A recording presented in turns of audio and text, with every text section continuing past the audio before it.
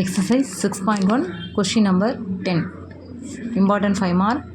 Prove by vector method that sin of alpha plus beta equal to sin alpha cos beta plus cos alpha sin beta.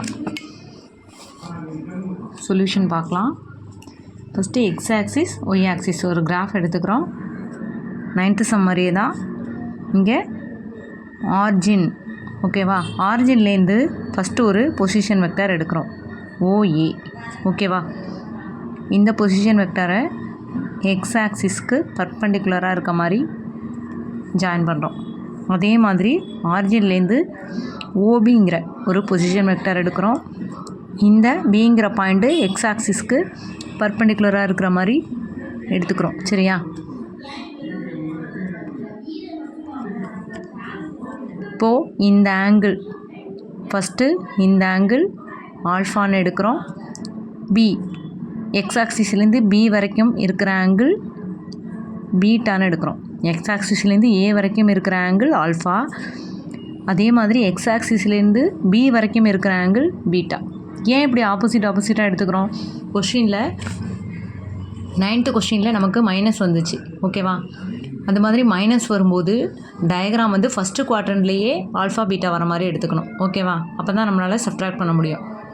இதுவே ப்ளஸ்ஸில் வரும்போது சப்ட்ராக்ஷனில் இருந்தால் first குவாட்ரண்ட்லேயே முடிச்சிடலாம் diagram. பாசிட்டிவில் வரும்போது ப்ளஸ்ஸில் இருக்கும்போது என்ன பண்ணலாம், ஆப்போசிட்டாக எடுத்துக்கிறோம். ஃபஸ்ட்டு குவாட்ரண்ட் 4th குவாட்ரண்டில் ஓகேவா. இதுதான் கான்செப்ட்டு. இப்போது இங்கே ஆல்ஃபா இங்கே பீட்டானா இந்த ரெண்டு ஆங்கிளையும் ஆட் பண்ணோம்னா நமக்கு என்ன வந்துடும், ஆல்ஃபா ப்ளஸ் பீட்டான்னு வந்துடும். சரியா?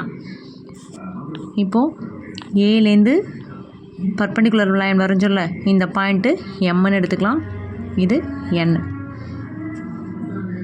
எக்ஸ் ஆக்சிஸில் இருக்கிற ஒவ்வொரு 1 சென்டிமீட்டருமே யூனிட் வெக்டர். அப்போ இது என்ன நேம் கொடுக்கலாம், ஐ கேப். அதே மாதிரி ஒய் ஆக்சிஸில் இருக்கிற ஒவ்வொரு 1 சென்டிமீட்டரும் J cap unit vector. Unit வெக்டரில் எடுத்தால் தான் நமக்கு ப்ரூவ் பண்ணுறது ஈஸி. சரியா? இப்போது இந்த ஏங்கிற பாயிண்ட் என்ன, பிங்கிற பாயிண்ட் என்னன்னு பார்க்கலாம். இந்த ஓஏவோட டிஸ்டன்ஸ் வந்து 6 இருந்து ஓஏவோட டிஸ்டன்ஸ் 6 இருந்து எக்ஸ் ஆக்சிஸ்லேருந்து ஏ வரைக்கும் இருக்கிற ஆங்கிள் தீட்டாவாக இருந்தால் நமக்கு என்ன ஃபார்முலா அப்படின்னா R cos theta R sin theta. சரியா? அப்போ இந்த ஓஏவோட டிஸ்டன்ஸ் நம்ம இங்கே என்ன எடுத்துக்க போகிறோம்னா ஏ கேப். ஏ கேப்னால் என்ன, யூனிட் வெக்டார். யூனிட் வெக்டார்னால் அதோட வேல்யூ 1 ஓகேவா. இப்போது இந்த ஏங்கிற பாயிண்ட் நமக்கு என்ன வரப்போகுதுன்னா இந்த டிஸ்டன்ஸ் 6 இருந்து எக்ஸ் ஆக்சிஸ்லேருந்து ஏ வரைக்கும் இருக்கிற ஆங்கிள் தீட்டாவாக இருந்தால் இது ஃபார்முலா. நமக்கு இங்கே என்ன ஆங்கிள் இருக்குது, ஆல்ஃபா இருக்குது. இந்த டிஸ்டன்ஸ் 6ன்னு சொன்னோமா, 6க்கு பதிலாக நமக்கு இங்கே என்ன இருக்குது, ஏ கேப்.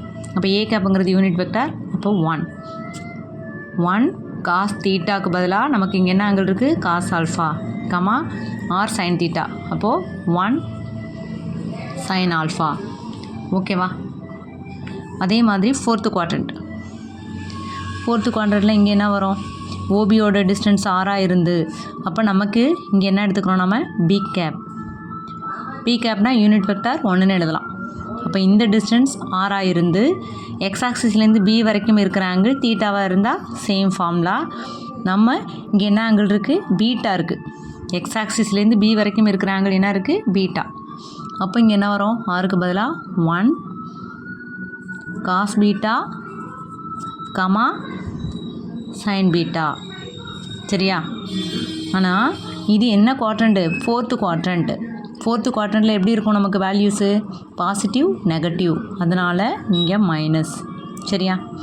ஏன்னா ப்ளஸ்ஸு மைனஸ்னு இருக்கிறது தான் 4th குவாட்ரண்ட். ஃபஸ்ட்டு குவாட்ரண்ட்டில் எல்லாமே பாசிட்டிவ், அதனால் ப்ளஸில் இருக்குது ஓகேவா. டயக்ராம் புரிஞ்சுதா? ப்ளஸ் வந்தால் சைன் ஆல்ஃபா ப்ளஸ் பீட்டா, அப்படி இல்லைனா காஸ் ஆல்ஃபா ப்ளஸ் பீட்டா அப்படின்னு வந்தால் நம்ம டயக்ராம் எப்படி போடலாம், ஆப்போசிட்டாக ஃபஸ்ட் குவாட்ரண்ட் 4th குவாட்ரண்ட் நல்லா ஞாபகம் வச்சுக்கோங்க. இதுவே மைனஸில் வருது அப்படின்னா alpha minus beta, alpha plus beta அந்த மாதிரி மைனஸில் வருது அப்படின்னா நம்ம ஃபஸ்ட்டு குவாட்ரண்ட்லேயே முடிச்சிடலாம் ஓகேவா.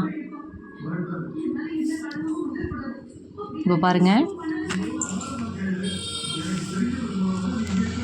to prove sin alpha plus beta equal to sin alpha cos beta plus cos alpha sin beta. ஒரு clear diagram. சரியா? இப்போது சென்டென்ஸ் நாம் எழுதணும்னு அவசியம் இல்லை, எழுதுறதா இருந்தாலும் எழுதலாம். ஓகேவா? இதுக்காக மார்க் குறைக்க மாட்டாங்க. Let A cap equal to OA vector, B cap equal to OB vector, be the unit vectors. இது ரெண்டுமே என்ன, ஏ கேப் பி கேப் ரெண்டுமே யூனிட் வெக்டார்ஸ்னு எழுதியிருக்கேன். சரியா? நெக்ஸ்ட்டு ஏ கேப் பி கேப்போட வேல்யூஸ் எழுத போகிறோம். ஏ கேப் அப்படின்னா என்ன, நமக்கு ஏ கேப்புங்கிறது இந்த பொசிஷன் வெக்டார். ஓஏ வெக்டாரை நம்ம என்னென்னு எழுதலாம், A cap. A cap equal to அதோட பாயிண்ட் இங்கே என்ன இருக்குது நமக்கு, காஸ் ஆல்ஃபா. அந்த காஸ் ஆல்ஃபாங்கிறது எக்ஸ் ஆக்சிஸ் எந்த யூனிட் வெக்டரில் இருக்குது, ஐ கேப். இப்போ cos alpha I cap plus அடுத்த வேல்யூ என்ன இருக்குது, ப்ளஸ் சைன் ஆல்ஃபா. இப்போது ப்ளஸ் சைன் ஆல்ஃபா, இந்த சைன் ஆல்ஃபாங்கிறது ஒய் ஆக்சிஸ், இது எக்ஸ் ஆக்சிஸ், இது ஒய் ஆக்சிஸ். அப்போ ஒய் ஆக்சிஸுங்கிறது எந்த யூனிட் வெக்டரில் இருக்குன்னா J cap, plus sine alpha J cap. ஓகேவா? நெக்ஸ்ட்டு பி கேப் எடுக்கிறோம். பி கேப்னா என்ன, ஓபி வெக்டார் தான் பி கேப்னா எழுதலாம். இப்போ பி கேப் ஈக்குவல் டு இங்கே பாயிண்ட் என்ன இருக்குது, காஸ் பீட்டா, அதோட ட்ராவல் பண்ணுற யூனிட் வெக்டார் ஐ கேப். நெக்ஸ்ட்டு இங்கே என்ன இருக்குது, மைனஸ் சைன் பீட்டா. அப்போ இந்த இடம் நமக்கு என்ன வரும், minus sin beta J cap. ஓகேவா? ஏன்னா இது ஒய் ஆக்சிஸில் ட்ராவல் பண்ணுறது. அப்போ ஒய் ஆக்சிஸில் ஜே கேப்புங்கிற யூனிட் வெக்டார் இருக்குது. இப்போ minus sin beta J cap. சரியா? இது வந்து என்ன ப்ராடக்ட், நமக்கு கிராஸ் ப்ராடக்ட். ஓகேவா? சைன் வந்திருக்கு, அதனால் இது கிராஸ் ப்ராடக்ட். காஸ் வந்தால் நமக்கு என்ன ப்ராடக்ட்டு, டாட் ப்ராடக்ட். ஓகேவா? அப்போ கிராஸ் ப்ராடக்டில் கண்டிப்பாக நாம் எப்படி தான் எழுதணும், ஆன்டி கிளாக் வைஸில் தான் எழுத முடியும். ஓகேவா? கன்ஃபார்ம் ஆன்டி கிளாக் வைஸில் மட்டும்தான் நாம் போட முடியும்.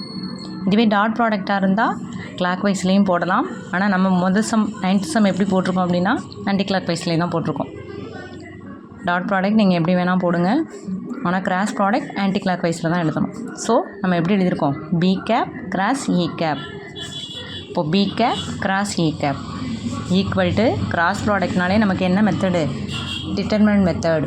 அப்போ டிட்டர்மினன்ட் மெத்தடில் ஃபஸ்ட்டு நம்ம எடுத்துக்கக்கூடிய values I cap, J cap, K cap. ஓகேவா? அப்போது எப்போவுமே நமக்கு I cap, J cap, K cap தான் வரும். ஏன்னா யூனிட் வெக்டர்ஸில் நம்ம அதை தான் எடுத்திருக்கோம். சரியா? இப்போ பாருங்கள், பி கேப். பி கேப்போட வேல்யூஸ் என்ன, ஐ கேப்புக்கு ஐ கேப்போட கோஃபிஷியன்ட் நமக்கு என்ன வருதுன்னா cos beta. Next minus sin beta, இது வந்து என்ன, ஜே கேப்போட கோஃபிஷியன்ட். அப்போ minus sin beta. Next K cap இங்கே கிடையாது, அதனால் 0 போட்டுக்கிறோம். அடுத்தது ஏ கேப். ஏ கேப்போட வேல்யூ பாருங்கள், ஐ கேப்போட கோஃபிஷியன்ட் காஸ் ஆல்ஃபா, ஐ கேப்புக்கு நேராக எழுதியாச்சு. அடுத்தது ஜே கேப்போட coefficient sine alpha plus sine alpha. K கேப்புக்கு இங்கே கோஃபிஷியன்ட் இல்லை, ஸோ 0. இப்போ ரிட்டர்ன் மெத்தட் எப்படி போடுவோம், ஐ கேப் அப்படியே எழுதிட்டு இந்த காலமும் இந்த ரோவும் விட்டுருவோம். ஓகேவா? இந்த காலம் இந்த ரோ விட்டுட்டு பேலன்ஸ் என்ன இருக்குது, minus sin beta into 0 0, sin alpha into 0 0. ஓகேவா? Next minus minus plus minus plus. நமக்கு டிட்டர்மினன்ட் மெத்தடில் சிம்பிள் இப்படி தான் போடுவோம். Next minus J cap. அப்போது இந்த காலம் இந்த ரோ இது ரெண்டையும் விட்டுட்டு பேலன்ஸ் என்ன இருக்குது, காஸ் பீட்டா 0, காஸ் ஆல்ஃபா 0 இருக்குது. இதை மல்டிப்ளை பண்ணுங்கள், cos beta into 0 0. Next minus cos alpha into 0 0. ஓகேவா? அடுத்தது plus K cap. Plus K cap equal to plus K cap நமக்கு என்ன வேல்யூஸ் வருது, இந்த காலத்தையும் இந்த ரோவையும் விட்டுருங்க. இதை மல்டிப்ளை பண்ணால் என்ன வரும், காஸ் பீட்டா சைன் ஆல்ஃபா. ஆர்டராக எழுதிக்கலாம், sin alpha cos beta. Next minus, இங்கே மைனஸ் போட்டாச்சு. இது ரெண்டையும் மல்டிப்ளை பண்ணுவோம், காஸ் ஆல்ஃபா மைனஸ் சைன் பீட்டான்னு இருக்கா. அப்போ அந்த மைனஸை முன்னாடி எழுதிக்கலாம், மைனஸை முன்னாடி எழுதிட்டு காஸ் ஆல்ஃபா சைன் பீட்டா. ஓகேவா? இப்போ இது எல்லாமே 0 ஆகிடும். பேலன்ஸ் இங்கே என்ன இருக்குது, K cap into sin alpha cos beta minus into minus plus cos alpha sign beta. ஓகேவா? இதுதான் ஈக்குவேஷன் 1ன்னு எடுத்துக்கிறோம்.